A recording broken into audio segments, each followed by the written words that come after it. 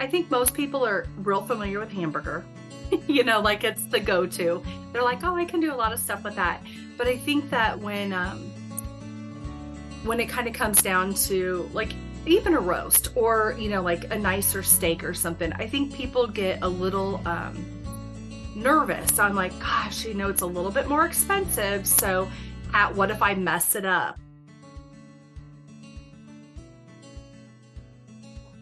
Hey, I'm Shaye, and I'm your host for the Casual Cattle Conversations podcast, the beef producer's place to explore new ideas and management practices to improve their lifestyle and operation. Now, before we dive into today's episode, I want to let you know that I am now open for speaking gigs. So if you want me to lead a workshop, be on a panel, or deliver a keynote at your next event, you can connect with me on my website, casualcattleconversations.com, and just use the contact box and I'll get back to you. So with that, let's dive right in to today's episode. Hey folks, I want to take a quick second to talk about a company that's doing some pretty cool things because we all know as cattle producers that funding and finances can be a little stressful, but Harvest Returns makes things simpler. Cattle ranching is hard work, but finding funding to start or grow your operation doesn't have to be. While traditional bank loans still have a place in finance, some ranchers have transitioned to an alternative form of funding through passive investors. Harvest Returns has raised over $12 million for multiple cattle ranchers across the United States. Harvest Returns works with each ranch individually to help develop flexible terms that best suit the business's plan and cash flows. The company's pool of nearly 13,000 investors can help you expand your herd, fund improvements to your ranch, or help you scale to access new channels. Harvest Returns offers both debt or equity options and works within your existing operating model. To learn more about the capital raise process with Harvest Returns, visit harvestreturns.com/CCC, and I'll put that link in the show notes. Well, good afternoon, Aimee. It is so nice to have you on the show and on the podcast after a couple phone calls and having Hannah introduce you. Or introduce us, I guess. So Hannah is on the podcast episode before yours talking about her direct to consumer beef business. So it's a lot of fun that we get to have you on here as a consumer sharing your story and why you like beef and feeding that to your family. So thank you for being on the show today. Thank you for having me. So to start off, those avid listeners who listen every week, they know that we're in the Beef Cycle series, and you're kind of going to round out that series and share the consumer perspective. But I want to talk a little bit about, I want to learn about your lifestyle and your career and a little bit about your story. So do you want to tell the audience out there what your career is, what you're doing today, what's family look like? I mean, what's Aimee's life? Sure. So I currently stay at home and I have 3 young children. I have twins who are 9 years old and I have a 6.5-year-old, and I have a husband. But what I went to school for was dietetics, like nutritional science. So I've always kind of been interested in like food and nutrition and things like that. And I love to cook. So thanks for having me on because I love to talk about food. But when I got done with school, I ended up in sales. So I kind of did pharmaceutical sales. And then I worked for over 10 years for Colgate-Palmolive, which was and I sold toothpastes. So I covered a national territory, and I just kind of traveled the United States. And then when I had my kids, both my husband and I travel, and we just kind of decided that I would stay home. At the time I lived in Colorado, and then my family was all here. My husband was a military child, so his family's everywhere. But we moved back to Nebraska, and that's kind of what we've been doing. So I still stay at home. My last one went to kindergarten this year, and so it's kind of been a free year. Well, good for you. To kind of stop and breathe. Yeah.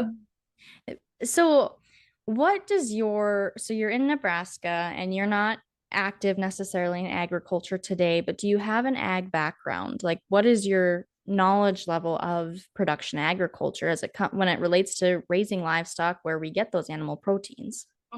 So when I grew up believe it or not, I never imagined I would live 2 miles from where I grew up. I live like west of Bennington. And when I grew up in Bennington, it was a small community. My dad did construction, but we also raised livestock on our small acreage at that time. So we always raised hogs. And so my dad always had hogs, and then he would get a couple of bucket calves, and then we kind of feed them out, and then they become our dinner, like so it's kind of how it worked when as a farm kid in Nebraska. And so I was, when we were little, like we also used to help like do all the chores, like we'd help grind feed. He also raised some corn and soybeans and some Milo, like when we were little. But so I kind of grew up in that kind of lifestyle. Kind of when we were talking earlier, when I was little, I legit did not know that meat came from the grocery store. I thought you went out and just picked it with your white butcher paper wrapping, the red stamp, and you picked what cut you wanted to eat that week. So I guess I've always kind of, we've always used food from a local producer, whether it was us or my dad would trade meat. Like if we had hogs, he'd trade beef with a future farmer or like a neighbor farmer.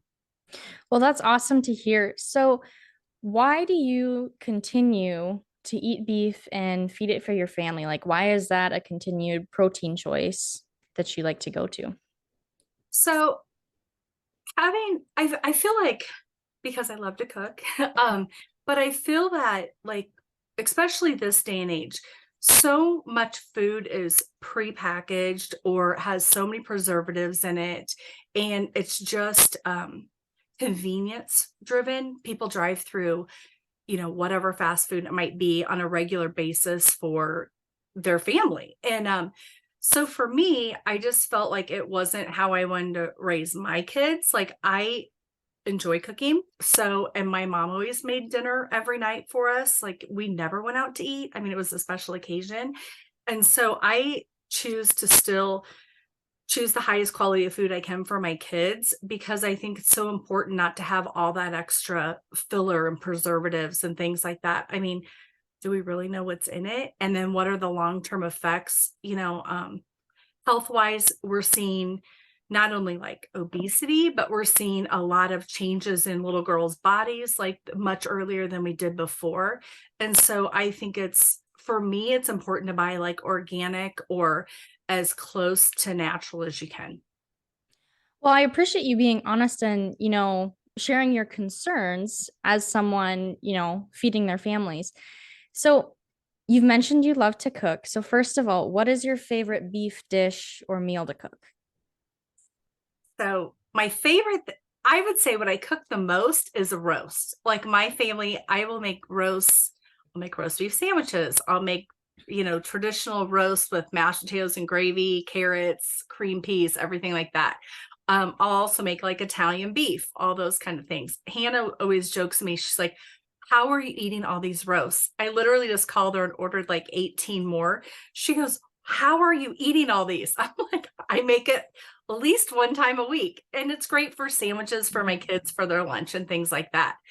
If you asked my kids, they would definitely say they want a filet mignon every night, and they're 9. So I said that's not in the budget, but I don't know. I just use, I mean, I'll just cook anything that I get, and just any kind of beef, I guess. Is there a specific reason roast is your go-to? Is it because it's versatile? Is it easy? Is it like, why do you think you continuously use roast? I think it's consistently good. I can throw it in the crock pot. It's pretty busy at our house. And my kids play a lot of sports. And so pretty much every day of the week, we have some kind of either, whether it's dance or basketball or volleyball or art camp or something like that. We have something to do every night. So it's easy for me to be able to just the night before, take it out, defrost it, and then the next morning, throw it in the crock pot and have it ready. So whenever somebody's ready to eat dinner, I can give them a nutritious meal. So Absolutely. I yeah, like roast too. I mean, yeah, cooking for one's a little different with a roast, but I it love is. roast when my mom makes roast or grandma, whatever it may be. I love roast, Yeah. especially there's leftovers and then I can do so many different things with them. Yes. Yes. And I'm a big, I will say I'm a big component of that. During COVID, basically, nobody could eat out anymore. Right. And so I have a lot of mom friends who literally can't cook anything. And so they were like, what do I do? How do I cook? And I'm just like, you guys, let me give you like 5 basic things to make. I'm also a big component of, for example, like if I'm taking out ground beef and I'm making taco meat, I'll make 3 pounds of it and we'll have tacos one night. I'll throw it on taco salads the next day for lunch. And then I'll use the last part of it and make enchiladas. So I'm a big component of like, work smarter, not harder, because, just kind of like prep out the meals for the week. Absolutely. So I know you and I have talked about your Facebook groups and you brought up some of your other friends who are moms who don't know how to cook necessarily. So tell me about that Facebook group you started. What's it called? What goes on inside there? Yeah. So during COVID, like I said, I had a lot of friends who I think they can boil water, but like they can't do much else besides like spaghetti or macaroni and cheese. So I was just like, okay, I can't come over and help you because we were in lockdown. So I started this group called What's for Dinner in Nebraska. And it simply just started out of fun. I mean, everybody was looking for some entertainment during those days. And so if you go back and look at the really early days, literally I was like, this is how you put a roast in the crock pot. Like, this is how I season it. Or this is how I make tacos and I make my own seasoning using organic, like spices. And so we kind of had, and then other moms, I really like to encourage other moms, like, go on there, post different recipes, because I think what happens is people get in a rut. They only make like, the same 10 to 12 meals on a regular basis. Hannah and I were actually talking about this one day after I got my meat, and I got something called the Denver steak. And I was like, what is this? Like, I've never, like you've never gone to your local butcher or Hy-Vee or something and said, oh, great, I'll have a Denver steak. So I just kind of looked at it and I defrosted it and I was like, oh, it kind of looks like a flat iron steak or something like that. And so I kind of looked it up and did a little research, but I kind of did a little segment on that. And I'm just like, I'll make it, I bought it, let's make it all.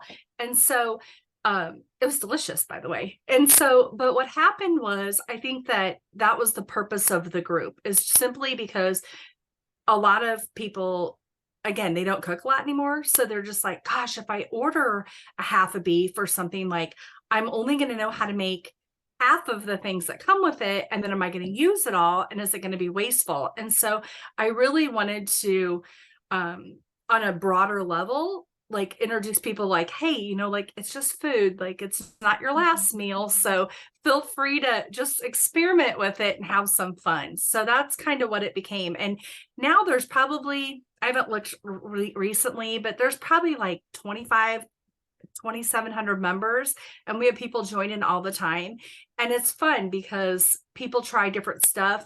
We have people of all different nationalities on it. So it's really fun to see like what they'll cook. And we're like, where do you get these ingredients? And I mean, it's a fun group. It sounds like a lot of fun. So what do some of your other friends who are moms think about beef as a protein source? Is it something they like to include? Do you kind of know their thoughts on that? Because you came from an agriculture background, so you already have that. But I sometimes wonder about people who don't come from that ag background, what their perception of beef is. I would say, like, I think most people are real familiar with hamburger. Like, it's the go-to. They're like, oh, I can do a lot of stuff with that. But I think that when it kind of comes down to like even a roast or, like a nicer steak or something, I think people get a little nervous. I'm like, gosh, it's a little bit more expensive. So what if I mess it up? Or, they're kind of, in my personal perception, I think that's the biggest fear. Like, oh my gosh, like, I don't want to buy a beef tenderloin for Christmas because what if I mess it up and, don't know how to prepare it? It's a lot of money. So I guess that's kind of what I say, but I always really try to encourage them and be like, just try it. Like, it's not as hard as you think it's going to be. I mean, it's our preferred, for my personal family, it's our preferred protein source. Well, I love to hear that.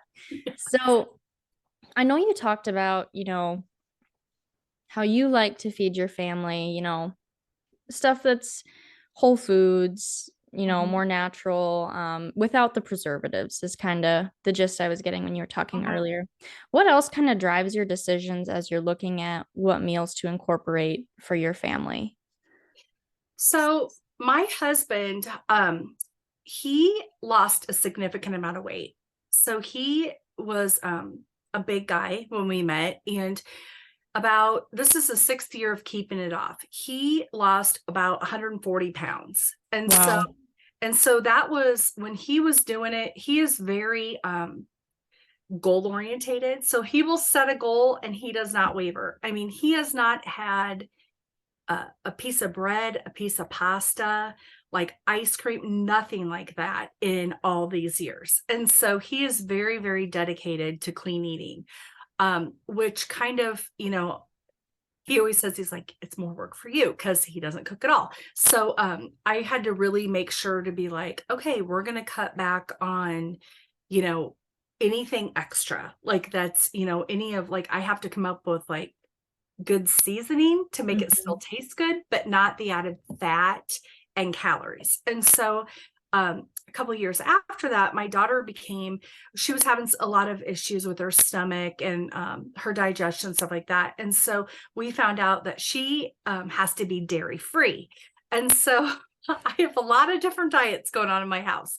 But so not only then was I like, oh, I need to feed low carb and like low fat, but I also I can't use any dairy as a protein source. And so I'm just like, what am I going to do?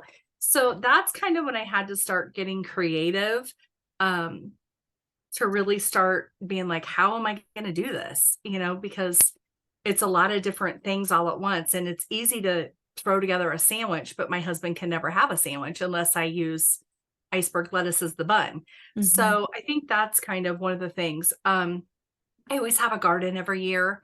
So I'm pretty good about doing that. My neighbor lady has a garden. So like whatever we get from our garden, I either freeze or can what we don't use, or make sure to use it up. And so I try to again, I try to get my kids to be excited about eating fresh stuff rather than just opening a package for the easy way out. So, and it takes a lot of prep work. I would say that too. Usually I'll go and on like a weekend, just be like, okay, I might grill up a bunch of stuff or prepare a bunch of proteins and all my vegetables so I can easily grab stuff for lunches during the week.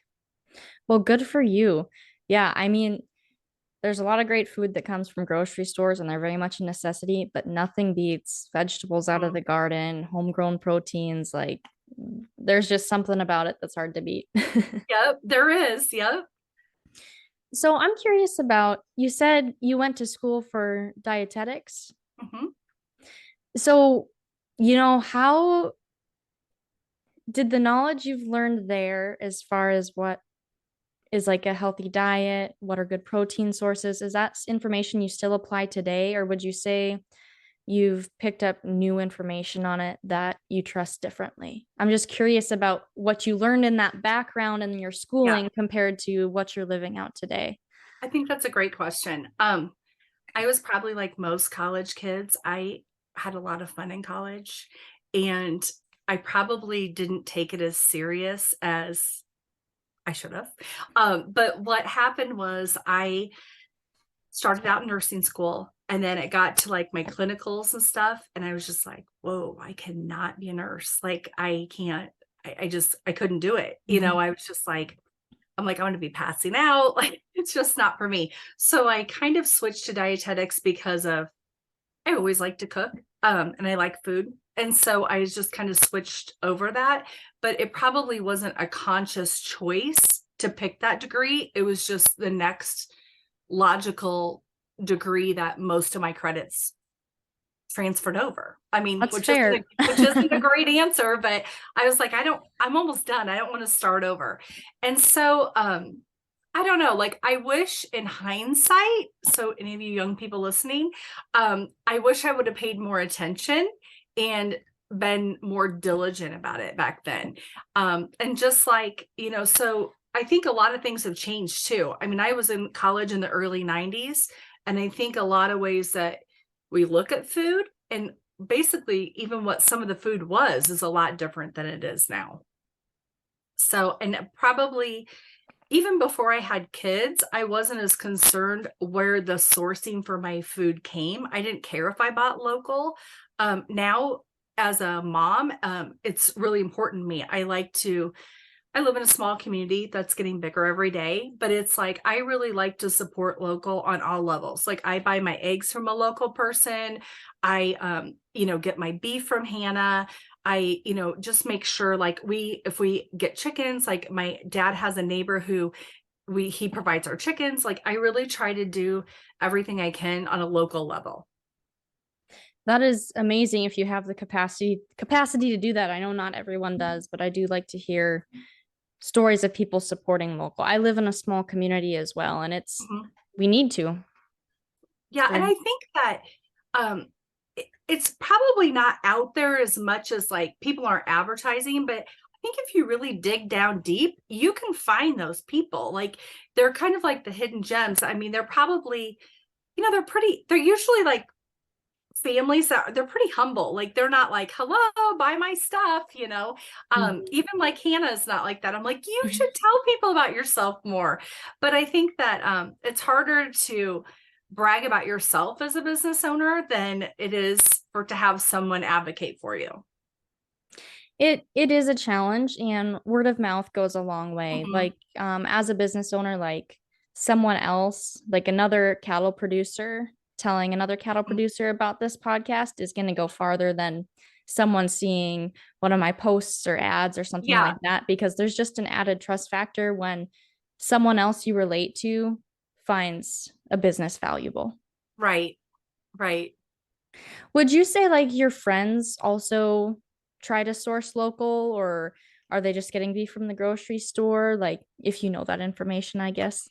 So I would say it's a mix. I think it's a mix. I think that I have a lot of moms who are really health conscious that are really like it's important for me to support local. I have a lot of moms who are real patriots. They love America Mhm. and they're all about they just love supporting local and supporting small businesses. Many of my parent friends, I guess, that we hang out with, they are small business owners themselves. So whether they have the opportunity to bring in other local businesses, they do that. And so I think that it is important. Luckily, where we live, there is like a small butcher, like right in our town. And I know a lot of people go to them over like like a Costco or like even like a Hy-Vee grocery store, something like that, because it is much fresher. Um, True story. Last weekend we had it was spring break and all of our kids, my nieces and nephews, they all love fillets. And so I was pulling out steaks out of our freezer and I'm like, oh, I'm a little short for the kids. So my sister's like, I'll just go to Costco and get the kids steaks. They'll never know. So Mhm. we went and got some there and I cooked them all up and I cooked them all. They like a medium rare, our kids. And so I cooked them all up and a couple of the kids are like, ooh, what's wrong with our steaks? They're like, yours look way better. So I was laughing because I was like, oh, they're all the same. They're fine.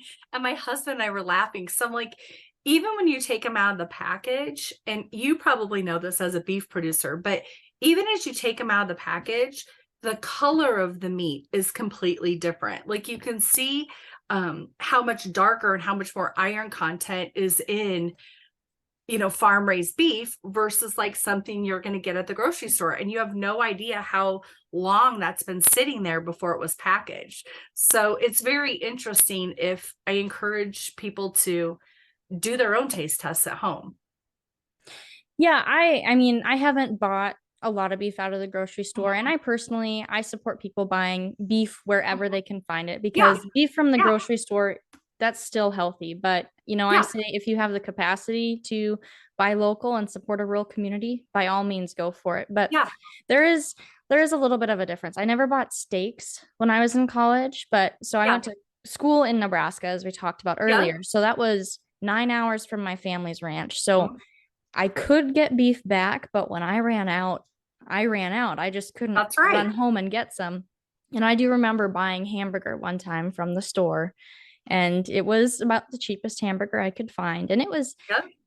it was still beef. It still had the protein, but it was fattier than what my Mhm. parents raised. And so it was just and what I was used to coming off my 4-H steers. So it was an interesting experience. But I Mhm. mean, beef is all healthy, but yeah, it is there are differences, and it is I appreciate you sharing how your kids could tell the difference They can because tell the difference. I mean, you said 9 and 6. Yeah, and my niece is 12 and my nephew's 10. And then I have two 9-year-olds. So we had a 12-year-old, a 10-year-old, two 9-year-olds, and a 6-year-old that all eating it. But another true story is my 12-year-old niece she's very picky. And so is my sister. They're and usually when they eat, they have some kind of a reject pile. And we're like, what? How didn't that make the cut? And so soon after we ordered our first order of meat from Hannah, um, I made burgers one day and she ate the whole burger. And my sister's like, there's no reject pile. She goes, no, there's none. And then I made tacos the other night that they came over because they came over quite a bit. And then again, there's no reject pile. And then she said to her mom, she goes, Mom, you should buy whatever kind of meat Aimee has because there's no fatty pieces that I have to chew out. She's like, there's literally no reject pile.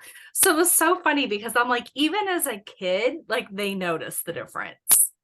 That is really interesting to hear. And Mhm.